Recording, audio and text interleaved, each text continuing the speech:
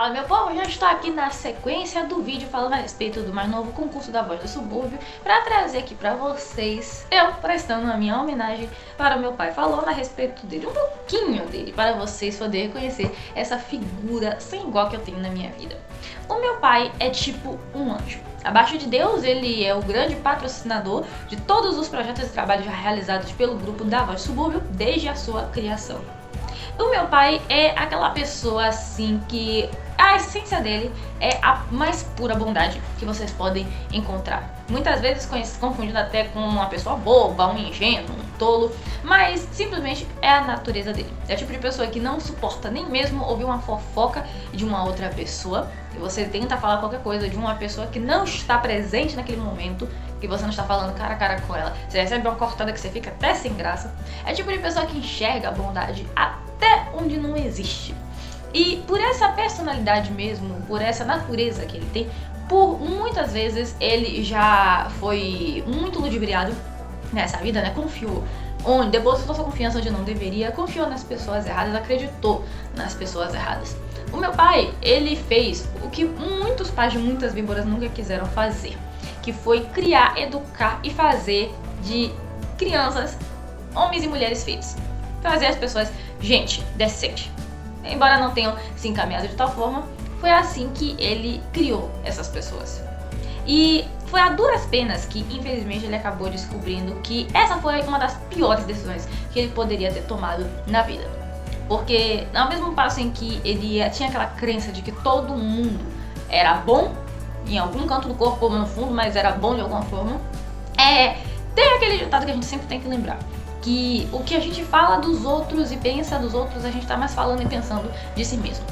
Então a forma que o meu pai costuma enxergar as pessoas é a forma que ele é, mas que infelizmente não condiz muito com a realidade.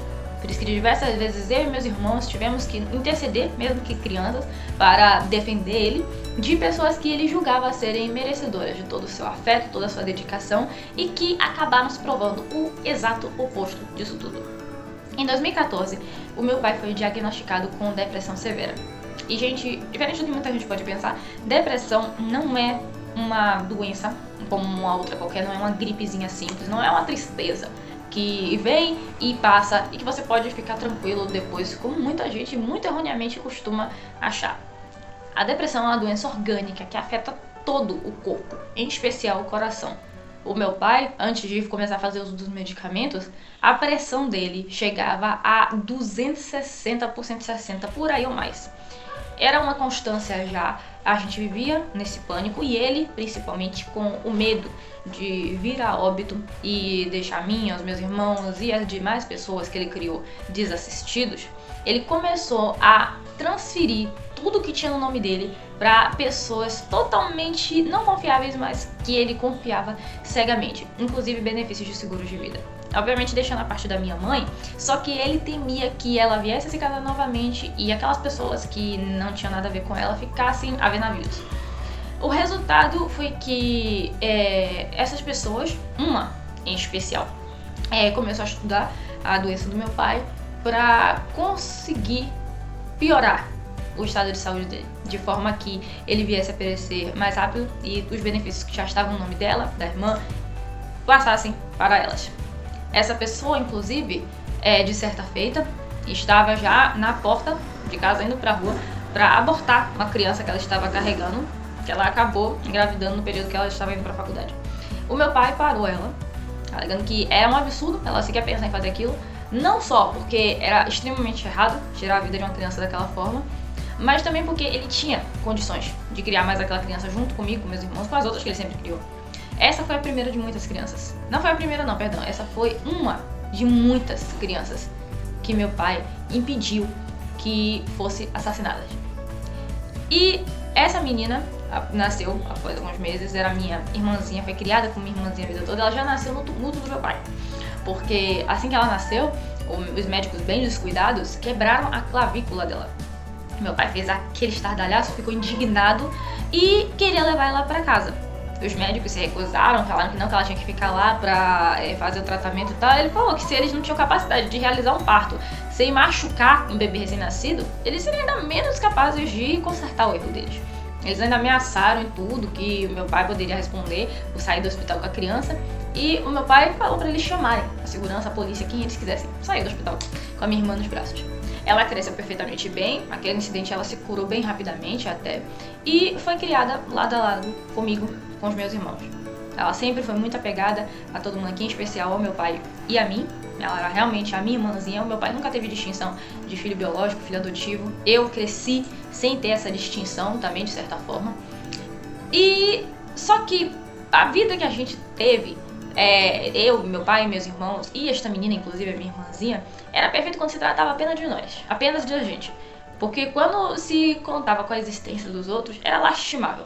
A mãe dessa menina, que queria abortar ela, era uma mãe assim tão maravilhosa, vocês podem ter uma noção, que eu e meus irmãos, crianças, eu sou 7 anos mais velha que essa minha irmãzinha.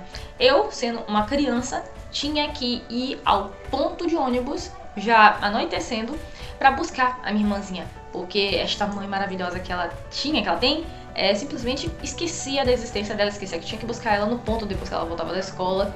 E por aí vai.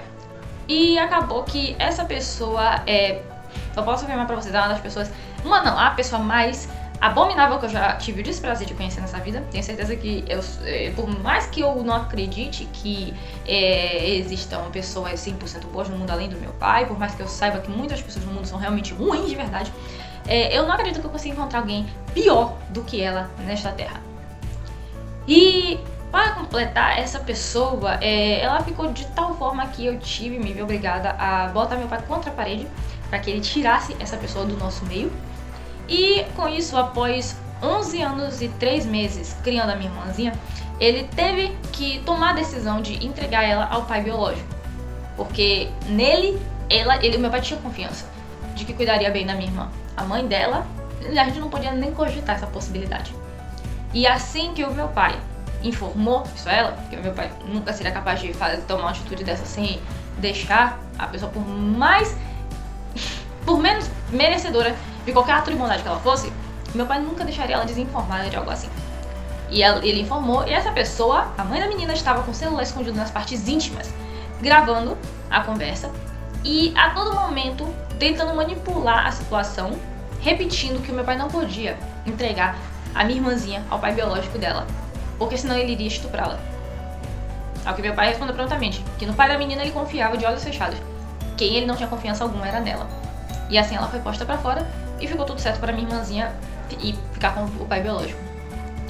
Só que depois de 11 anos e 3 meses, essa mulher resolveu ser mãe e sequestrou a minha irmãzinha. Pegou ela junto com as comparsas que ela já tinha da quadrilha que ela vinha formando ao longo dos anos, quando ela voltava da escola, com a alegação de que iria no mercado comprar algumas coisas. Foi assim que ela atraiu ela pra que entrasse no carro com ela e a levou embora. No mesmo dia que isso aconteceu, que meu pai recebeu a notícia, ele caiu de cama e não se levantou em 10 dias. Quando ele finalmente levantou, ele estava parecendo uma caveira, porque foram 10 dias que ele passou sem se alimentar, chorando copiosamente, sem parar. E a primeira atitude que ele teve quando ele conseguiu encontrar forças, sabe Deus de onde, pra se levantar, foi sair comigo, ir pro banco, pra passar tudo para o meu nome. Eu imagino que qualquer pai, qualquer mãe que ouça um relato desse consegue imaginar a dor que foi pra ele. Se criar uma criança com todo amor, com todo o carinho e dedicação por mais de 10 anos e ter ela simplesmente arrancada de você dessa forma. O pior foi a gente ter descoberto pouco depois que esse sequestro não foi só uma atitude para machucar o meu pai, que em grande parte foi isso sim, mas também foi por causa da pensão que a menina viria a receber do pai uma vez que estivesse com ele. Porque a mãe dela, que levou ela embora, estava endividada até o pescoço, por conta inclusive dos roubos que ela fazia com os clientes dela, escritório de advocacia. E isso se constava porque a menina não recebia pensão porque ela estava registrada no imposto de renda dos meus pais. Tanto é que os carnês escolares, quando não viam no nome de um, viam no nome do outro. E de certa forma eu fiquei aliviada, hoje eu fico aliviada de pensar que eu consegui me livrar e consegui livrar meu pai de tudo quanto é tipo de gente ruim que ele mantinha na nossa vida, que ele manteve durante tanto tempo. Mas ainda assim é impossível eu não me sentir triste pela perda e não sentir a falta da minha irmãzinha. Eu sei que o baque é incomparável com o que meu pai sentiu, mas também foi uma coisa que me machucou muito. E o meu pai, eu fico meio que agradecida de ver que após esses 3 anos ele vem estado relativamente melhor. Ele se recuperou, de certa forma, ele tem estado bem melhor. Mas, infelizmente, a depressão é uma doença crônica. Aparentemente, não é facilmente curável, se não é incurável. Eu acho que eu posso dizer que a doença só não é pior do que a ganância, o veneno e a maldade de pessoas que eu não sei por que cargas d'água ainda existem neste mundo. Quando eu era criancinha, junto com os meus irmãos e essa minha irmãzinha inclusive, a gente criou o costume de toda vez que o meu pai saía de casa, de carro, quando ele voltava, era a gente ouvir a buzina e os adultos irem abrir o portão da garagem, a gente começava a entoar uma canção que eu inventei sem parar, a gente ficava repetindo papai nosso herói, repetidas vezes sem parar, até que ele saísse do carro e viesse dar um abraço em cada um de nós. A gente só calava a boca depois que ele já tinha cumprimentado toda a turma. E hoje eu tô com 21 anos de idade, gente, e toda vez que eu olho pro meu pai, que eu tenho o privilégio de ver ele ali ao meu lado vivo, que até assassino já foi contratado no meio dessa história nojenta, da mesma forma, lembrando de tudo o que ele já passou nessa vida, simplesmente por ser a pessoa maravilhosa que ele sempre foi, que ele é até hoje, a mesma criança ainda fica gritando dentro da minha cabeça, meu pai, meu herói. E eu não tenho palavras para expressar o orgulho, a alegria e o amor que eu tenho por ele, por ser filha dele, por ter ele na minha vida e fazer parte da vida dele. E isso, gente, é só um pedaço da história do meu pai, um pedacinho mesmo. Só isso tudo que eu falei aqui pra vocês não é nem 1% da história da vida de alguém genuinamente bom que se atreveu a querer dar valor a pessoas que não valem mais que o próprio dejeto. E vocês aí, qual que é a história do pai herói de vocês? Contem pra gente, mandem seu vídeo falando pra gente a respeito do seu pai herói. Mesmo que ele já tenha virado uma estrelinha, você pode prestar esta homenagem pra ele. Eu tenho certeza que onde quer que ele esteja, ele vai ficar muito feliz de ver você expressando o seu amor por ele.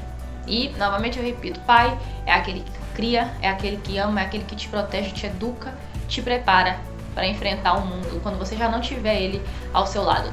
Então, se você quiser prestar essa homenagem para o seu tio, para o seu padrinho, para o seu avô, para aquela pessoa que foi a figura que você pode dizer que é o seu pai, que para você é a única pessoa nesse mundo que você pode apresentar dizendo, este aqui é o meu pai.